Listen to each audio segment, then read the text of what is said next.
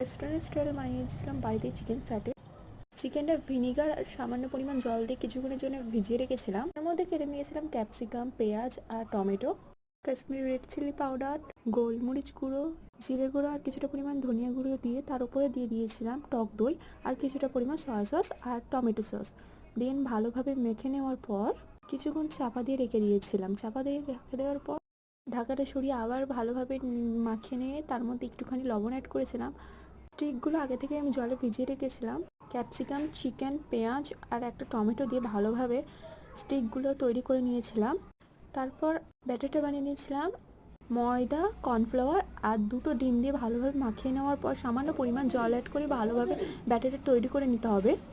এইদিকে ব্যাটারটা তৈরি হয়ে যাওয়ার পর তারপর ওই ব্যাটারের মধ্যে ডিপ করে তেলের মধ্যে দিয়ে দিতে হবে। ভালোভাবে উল্টে পাল্টে ভেজে নিতে হবে। ভেজে নেওয়ার পর একটা সস তৈরি করতে হবে। কিছুটা পরিমাণ সাদা তেল, রসুন কুচি, ছোট ছোট করে পেঁয়াজ কুচি ভালোভাবে নেড়ে ছেড়ে নেওয়ার পর সামান্য পরিমাণ লবণ দিয়ে আর একটু নাড়াচাড়া করতে হবে। তার মধ্যে সয়া সস, একটুখানি টমেটো সস দিয়ে ভালোভাবে নাড়াচাড়া করতে হবে যতক্ষণ না সেটি ফুটে উঠছে। ফুটে ওঠার পর তারপর সামান্য পরিমাণ লবণ অ্যাড করেছিলাম।